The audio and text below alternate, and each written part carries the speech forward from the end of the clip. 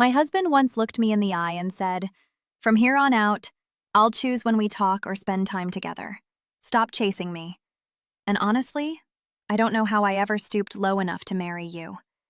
You were never and will never be on my level. So I stopped. 2 weeks of complete silence later, he appeared at my workplace, trying to reclaim the woman he assumed he'd broken. Those very words, "I can't believe I ever lowered myself to marry you. You weren't and never will be close to my level," came out of my husband Ryan's mouth on a Tuesday night in October, while I stood in our dining room wearing the dress I'd chosen to celebrate my Teacher of the Year award. He arrived 3 hours late to the special dinner I'd made, barely glanced at the table set with our wedding china and soft candlelight, then delivered what he clearly viewed as an overdue correction to our marriage. From now on, he said, he'd determine when we spoke or spent time together. I was to stop trailing after him like a desperate puppy. He compared our incomes as if a spreadsheet could determine human value, my $48,000 as a second-grade teacher against his imminent partnership at a prestigious law firm, and declared we were not equals. Then he walked past me, shut himself in his office, and left me standing with cold salmon and fading candles. I didn't cry or plead or pound on the door for an explanation. Something icy and crystalline settled inside me, like a lake hardening in winter. If my husband wanted distance and silence, if he truly believed marrying me meant lowering himself, I'd give him exactly what he asked for. So completely that 2 weeks later, he'd be standing in my school lobby with roses, begging for the woman he presumed he'd shattered. Before we go further, thank you for being here and sharing stories of strength and reclaimed worth. If you believe no one deserves to be told they're beneath their partner, please subscribe. It's free and helps us reach people who need these messages. Now let's watch how Leila's powerful journey unfolds. I should rewind and explain how we reached that night, because that cruelty didn't appear out of nowhere. It had been gathering for months, each small cut I excused, explained, or minimized, until the accumulation could no longer be ignored. I'd spent the entire afternoon preparing that dinner with painstaking care. The salmon was pan-seared exactly as Ryan's mother had shown me early in our marriage, back when she still pretended I was good enough for her son. The asparagus was roasted with just the right amount of olive oil and sea salt. I'd driven to 3 stores to find his preferred Cabernet, $40 a bottle, a hefty piece of my weekly grocery budget. I set out the wedding china we reserved for special occasions, gifts from relatives 3 years earlier who believed they were investing in a lasting union. The candles were the clean-burning kind, nestled in the crystal holders we'd registered for but rarely used. This meal was meant to mean something. After 6 years teaching second grade, pouring myself into helping 7-year-olds read, write, and think critically, I'd been named Teacher of the Year. The small bonus was already mentally marked for my student loans, the same loans I took out to keep us afloat during Ryan's final year of law school, when money was tight and I worked 2 jobs. More than money, the award validated that my work mattered, that the long hours and genuine care I brought to my classroom were seen. I wanted to share that moment with my husband. I wanted Ryan to look at me like he did our first year, when he'd introduce me at firm events with a hand at the small of my back and say I was the best thing that ever happened to him. I wanted him proud of me the way I was when he passed the bar and won his first big case, when the managing partner started calling him partnership material. 6:30 came and went, despite his 5 p.m. text saying he'd be home by 6:30. I watched my phone as minutes became hours. 7 passed, then 8. The salmon, warm in the oven, was losing its perfect texture. The asparagus was softening. Candles dropped an inch. I texted him twice. Was everything okay? Were we still having dinner? And got nothing. By 9, worry turned to resignation. It wasn't the first time he'd been hours late with no explanation or apology. For 6 months, this had been a pattern I kept rationalizing. Pressure at work, the consuming partnership review, clients demanding unpredictable hours, big cases requiring late nights. I kept telling myself those things, building elaborate defenses for behavior that deep down was simply disrespect packaged as professional obligation. When the door opened at 9:30, I rose from the dining room table where I'd been sitting in dim candlelight. Irrational hope flickered. Maybe he'd apologize, notice the effort, salvage the evening. He walked in wearing an expensive Tom Ford suit, tie loosened, eyes locked on his phone. He didn't look up. He didn't register the china or the dinner or the candles. He strode past the dining room toward his office, thumbs moving in that constant typing motion more familiar to me than his touch. I stepped into the hallway to intercept him before he could close the door. Words tumbled out, bright, eager, and, in hindsight, embarrassing. I told him about the award, the district gala next month, the recognition. My voice carried hope and a desperate need for him to care. He raised a hand without looking at me, a small, dismissive gesture that stung worse than anything he later said. It was the way you hush an interruption on an important call or wave off a waitress. He finally looked up, irritated that I'd delayed him from whatever mattered more than this conversation. In the cool, clinical voice he probably used with opposing counsel, he said we needed new ground rules. The phrase sounded rehearsed, like he'd planned it on the drive home, or for weeks. From now on, he'd decide when we talked or spent time. I needed to stop following him around like a begging dog. It was exhausting, and beneath us both. He loosened his tie with one hand while still gripping his phone with the other, not granting me even full attention for restructuring our marriage. Then came the line that would replay during every sleepless night thereafter. He couldn't believe he'd lowered himself to marry me. I was never and would never be near his level. He laid it out with lawyerly precision. I was a second-grade teacher earning $48,000. He was on the verge of partnership with a salary triple mine. We weren't equals, and he was done pretending. As if my worth could be totaled by comparing annual incomes and finding mine catastrophically lacking. He walked into his office and shut the door. The click echoed through the house with brutal finality. I stood in the hallway, frozen, trying to process what had happened. Behind the door, I heard his muffled voice on a call, likely with a colleague or client, conducting business that mattered more than the wife he'd just crushed. I returned to the dining room. Cold salmon on wedding china, wilted asparagus, expensive wine open on the table, candles gutter slow in crystal holders.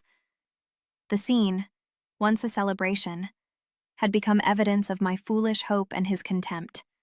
This is what happens when someone making $48,000 dares to believe she deserves celebration or respect from someone about to make partner. I didn't cry. That surprised me later. Instead of grief, something else arrived. Cold, clear, merciless, like water freezing into ice or steel forged in flame. The man I married, the name I carried, whom I had supported through law school with 2 jobs and loans, had just declared I would never be good enough, that worth could be tallied on a spreadsheet, that our marriage was charity rather than partnership. I stared at that closed door and decided, if Ryan wanted silence, if he wanted control over communication, if he believed I was beneath him, I would honor his rules to perfection until he grasped the magnitude of his mistake. I would respect his boundaries so thoroughly that he'd see his life without the invisible scaffolding I'd provided for 3 years. I moved through the room as if performing a ritual for the last time. I cleared the table, wrapped the salmon, and put it in the fridge, where it would sit until I threw it out days later. I snuffed the candles and watched smoke threads curl upward. I put away the wedding china piece by piece, already knowing we might never use it again. I poured the $40 Cabernet down the drain, dark liquid swirling away, a fitting symbol for the evening and perhaps the marriage. Then I went upstairs to the guest room and closed that door, my boundary in response to his. Sleep didn't come, but planning did. Staring at the ceiling in an unfamiliar bed, I began sketching next steps with startling clarity. Ryan had accidentally handed me permission to stop trying, stop tiptoeing, stop being the only one working to keep us alive. He'd set the rules. I would follow them so precisely he'd understand what he'd lost. Before dawn, I got up with new purpose. I made coffee, 1 cup. Breakfast, 1 plate. At 7, Ryan emerged adjusting cufflinks and checking his phone. He paused in the doorway, visibly confused. For 3 years, I'd made his breakfast every morning. Egg white omelet, whole wheat toast, coffee with 1 sugar and a splash of cream. He'd come to expect it like a light switch. I sat calmly, told him I assumed he'd prefer handling his own meals, given his standards and my apparent inadequacy. Polite, no anger, confusing him more than the missing omelet. He nearly spoke, thought better of it, grabbed his briefcase, where I'd usually place dry cleaning receipts and reminders. None there now. Looked around as if something were missing he couldn't name, and left. No kiss, no reminder of meetings, no, "What time will you be home?" The door closed. The door closed. Silence settled, no longer tense but full of possibility. Freedom. That first day of strategic withdrawal was harder than expected, not because I missed him, but because breaking 3 years of habit felt like fighting muscle memory. At my desk during recess, my hand reached for my phone automatically, ready to type the routine check-in. "How's your morning? Need me to grab anything?" I pulled back as if the screen were hot. It happened again during planning and lunch, each time needing conscious override. So I redirected. I texted my sister Claire to schedule dinner. She replied with relief and excitement. I messaged my friend Andrea, neglected for months because Ryan always needed something. She suggested Friday drinks. I finally accepted a lunch invite from Jenna, the 5th grade teacher down the hall, after turning her down 6 times in a year because I rushed home to cook. In the lounge, Jenna's face lit up. We chatted. Costa Rica plans, a tricky parent conference, the new principal's testing policies. I realized how much I'd missed simple adult conversation not centered on managing Ryan. When I mentioned my Teacher of the Year award, Jenna squealed, grabbed my arm, said I absolutely deserved it. We spent lunch discussing the ceremony and what I might wear. I left feeling lighter. Being seen by someone who cared released pressure I didn't know I carried. By day 3, something shifted. I went through my morning without once thinking about Ryan. No mental schedule checking, no message scanning. Teaching the water cycle, I was fully present. We did an ice-to-steam experiment. I mediated a basketball dispute with patience and humor. Planning period, no furtive phone checks. The mental real estate once consumed by his needs was suddenly mine. My lunch with Jenna tasted like lunch again. I noticed the crisp apple, the sandwich texture, the iced tea's cool sweetness. She tilted her head, called me lighter. I said I was making adjustments. She smiled knowingly. Momentum built. I reclaimed my 5:30 a.m. gym routine Ryan once criticized, even though he left before 6. I reconnected with old friends. Friday wine with Andrea for 3 hours without checking my phone. Brunch with my college friend Melissa without calculating Ryan's plans. I hadn't realized how isolated I'd become until I rebuilt those bridges. On the second Wednesday evening, I finally did something I'd wanted for years. A pottery class at the community center. Wednesdays, 6 to 8. Time I used to spend cooking elaborate dinners that went barely acknowledged. Margaret, the instructor, mid-60s, silver hair, clay under her nails, welcomed me warmly, showed me the wheel. My first piece collapsed. She laughed kindly. "Everyone starts there," she said. "Pottery requires patience and the willingness to fail repeatedly." She shared that after divorce number 2, she rebuilt her life around something that was entirely hers. Sometimes the best things we make come from the rubble of what we thought we wanted. Her words blessed me. I worked the clay. My pieces were ugly, but something in me shifted. I was building from ruins, something that would be mine alone. On day 7, I did something terrifying but necessary. I opened a bank account in my name only, across town where Ryan wouldn't go. Small automatic transfers from my paycheck, amounts he wouldn't notice, began building a safety net outside his knowledge or control. That week, I met a divorce attorney, Patricia Reeves, who specialized in high-asset cases with unequal incomes. Her downtown office smelled like leather and quiet power. She listened, asked detailed questions, took crisp notes. She said his imminent partnership, and the salary jump, would be considered marital property, especially given my financial support through law school and his early career. Her smile wasn't warm. It was the smile of someone who knew exactly how to make arrogance expensive. I left with a plan and timeline, and for the first time since that Tuesday, hope. By day 10, the changes in Ryan were visible. When we crossed paths at home, he moved through the kitchen disoriented, opening and closing cabinets as if searching for a routine that had vanished. His favorite mug sat unused. For years, it waited filled exactly how he liked it. Now it gathered dust. He'd open the cabinet, see it, close it again. He never asked me to make coffee. He never mentioned the missing ritual. But his posture held confusion, a pause as if waiting for something that no longer materialized. Dry cleaning told another story. For 3 years, I picked up his shirts every Thursday. Now they hung at the cleaners with yellow tickets attached. I heard him on the phone, irritated, asking about his order. The fridge spoke too. Gone were his preferred items organized his way. In their place were my simple groceries. He stood staring into the refrigerator like it was written in a language he couldn't read, looking for prepped meals, his brand of yogurt. None of it there. I walked past without offering help, maintaining the polite distance of a barely known housemate. Near the end of week 2, he finally broke the silence. I was reading a thriller about a woman dismantling her abusive ex with careful planning. He came to the doorway at 8 p.m., watched, then asked, tentatively, if everything was okay.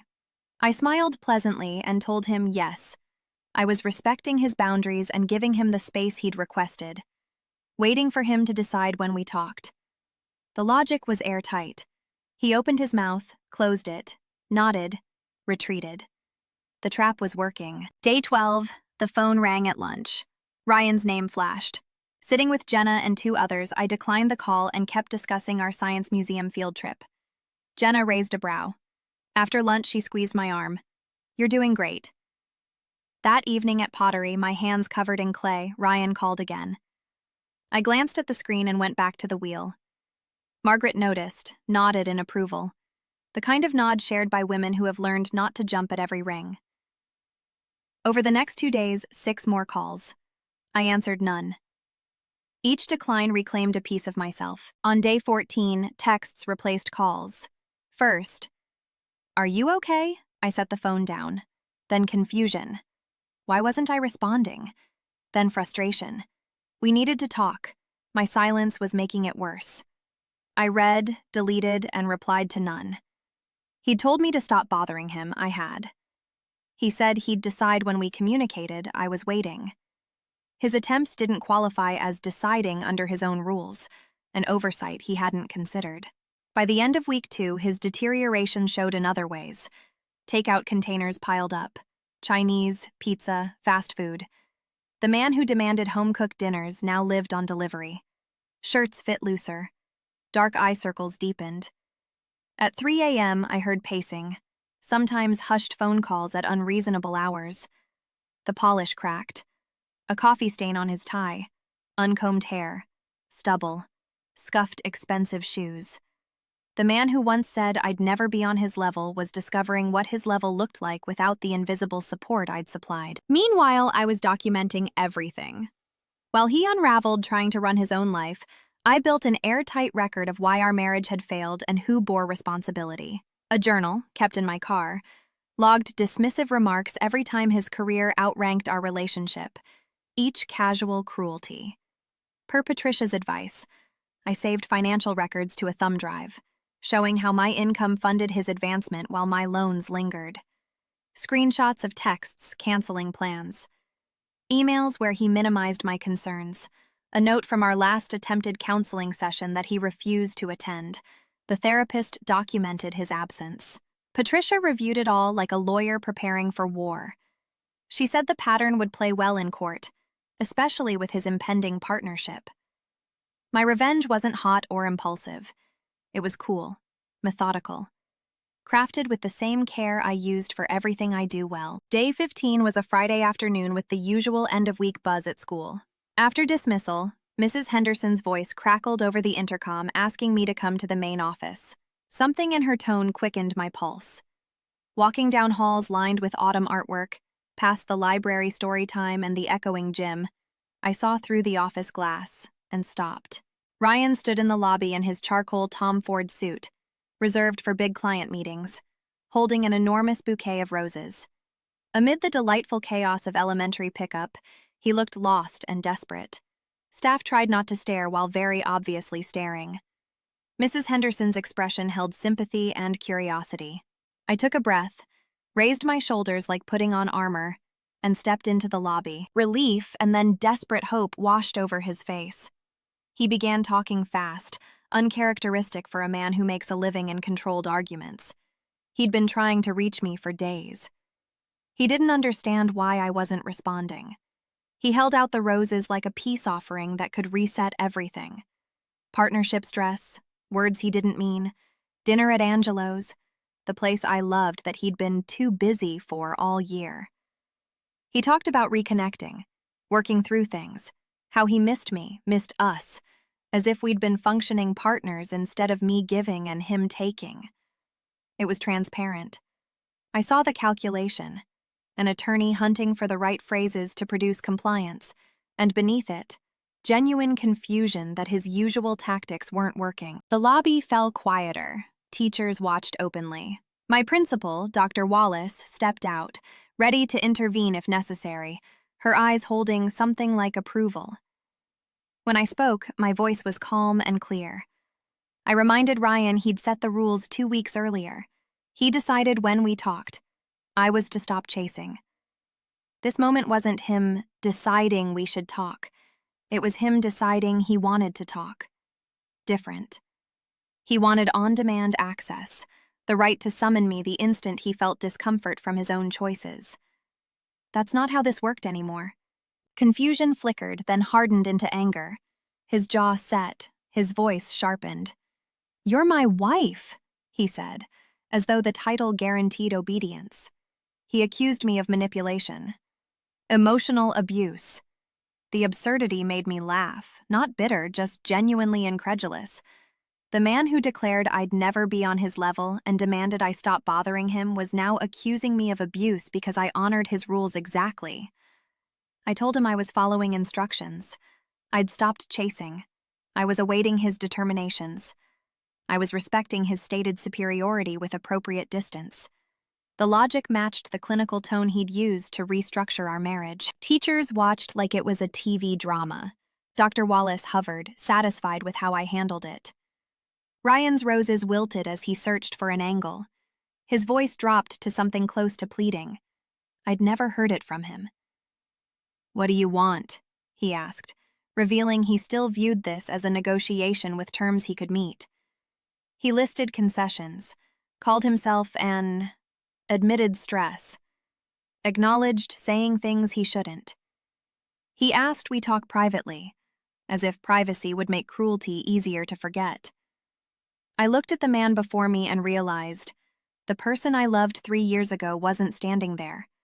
A stranger wearing his face believed gestures and words could reset everything to his preferred default.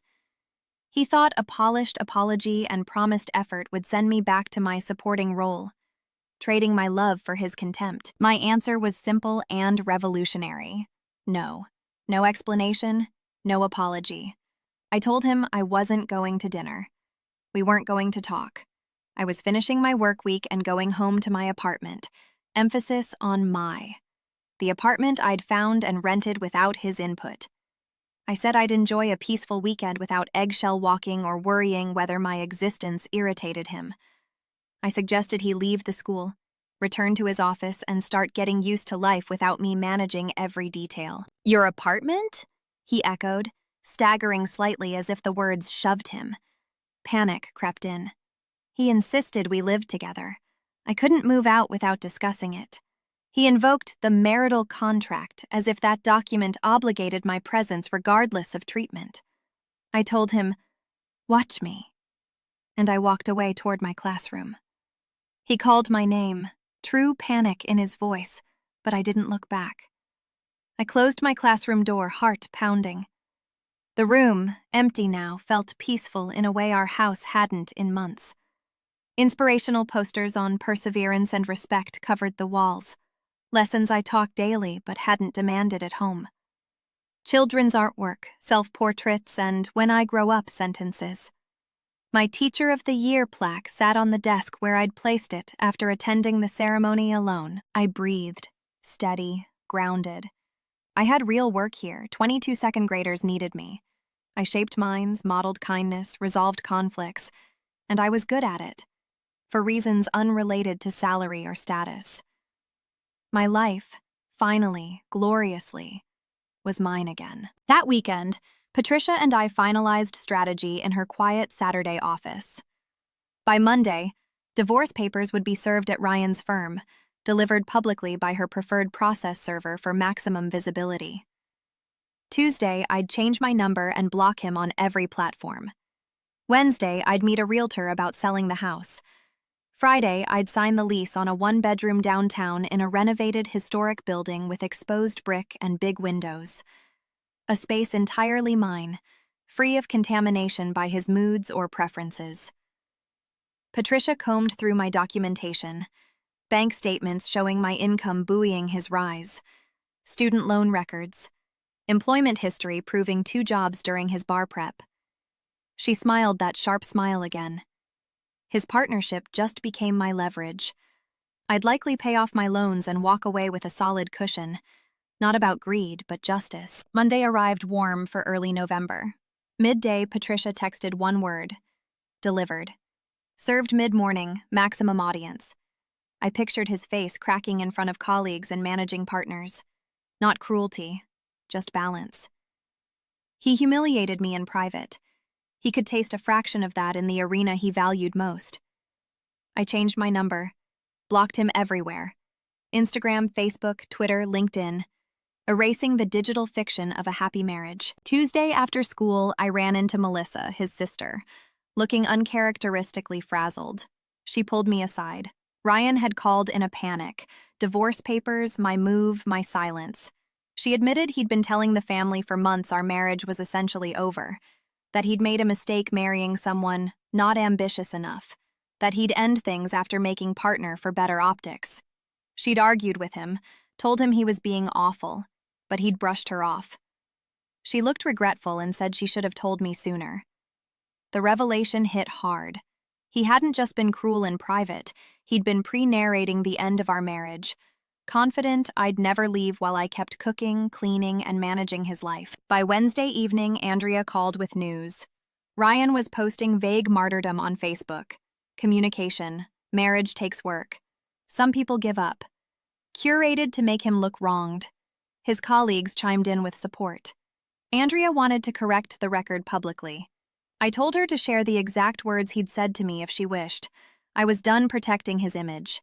3 weeks after service, he showed up at my new apartment on a Saturday morning, holding 2 coffees from Moretti's, the cafe of our early marriage. He looked terrible. Weight loss, deep circles, hair tousled like he'd raked his hands through it. I opened the door but didn't step aside. He asked to talk, voice hesitant. He handed me a cup, his hand shook. I took the coffee but stayed put. He launched into a prepared speech. He'd been wrong. Partnership pressure made him say awful things. He'd started therapy for stress and communication. He now understood how much I did and took for granted. He wanted to prove he could be the husband I deserved. Anything to fix this. I listened without investment, then asked the question born of my talk with Melissa. Was he seeking reconciliation because he truly wanted to be married to me, or because his managing partners suggested that a messy divorce before partnership looked bad? His face answered before his mouth did. Surprise I'd connected the dots, then lawyerly neutrality. He denied it, weakly, eyes sliding past mine. I told him Patricia had already explained how firms view personal chaos. His sudden timing, exactly 3 weeks post-service, right as partnership decisions loomed, was convenient. He realized the woman he'd deemed beneath his level had been steps ahead the whole time. He deflated. I told him he was right about one thing. We weren't on the same level. He'd just inverted the ladder. I spend my days teaching children to read, think, and treat each other with respect. Real contributions that ripple for generations. He spends his days helping wealthy corporations dodge taxes and maximize profits regardless of social cost. His work pays handsomely but creates no real value beyond clients and firm. My level is just fine, and I won't descend to a worldview where worth is salary, love is transactional, and marriage is optics. The divorce would proceed. Patricia said the settlement would be substantial. His partnership and salary jump are marital property. I supported him through law school, worked 2 jobs, took on debt, and managed our life so he could focus on winning. By law, I'm entitled to a significant share of his increased earning potential. I'd pay off my loans and start fresh with a cushion. He'd learn that treating people like disposable assets has a price. His face cycled from shock to anger to defeat. Then he made one last attempt, thinly veiled threats about a long, costly fight and his firm's excellent attorneys. I smiled. Patricia was ready for that. I had documentation. Verbal abuse, financial imbalance, his absence from counseling noted in official records. If he wanted a fight, discovery would expose him, and the firm would loathe the messy public spectacle. He did the math. Fighting would cost more than the settlement: reputation, partnership prospects, the carefully curated image. He turned and left without another word. I poured his expensive coffee down my sink. I didn't need his coffee, apologies, or last-minute contrition. I had everything I needed in my own apartment. 4 months later, in Patricia's conference room, we signed papers ending our marriage. His attorney, Catherine Walsh, moved through terms efficiently, clearly understanding there were no good options for him. I signed with my maiden name. The settlement matched Patricia's projection. My student loans gone. A substantial portion of his partnership bonus, the same bonus he'd used to justify calling me beneath his level, and half the house equity. Sold quickly to an excited young couple who loved the kitchen I renovated and the garden I planted. Ryan looked smaller, aged by stress and sleeplessness. We exchanged only the necessary words. Patricia walked me to the elevator and said she wished more clients handled divorce with the same calm strategy. I thanked her and joked I hoped never to need her again.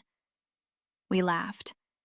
The elevator doors closed on Ryan sitting at that table, diminished. I stepped into late winter sun that felt warmer than it should. 6 months after the divorce, on a quiet Saturday, I drank my coffee strong and black, exactly how I like it. My apartment was wholly mine. Handmade bowls and mugs from Margaret's class lined my shelves. My books were arranged by read next, not by author. Deep blue curtains filtered morning light into calm. I stayed at the same school. If anything, colleagues treated me with extra warmth as if I'd passed a test.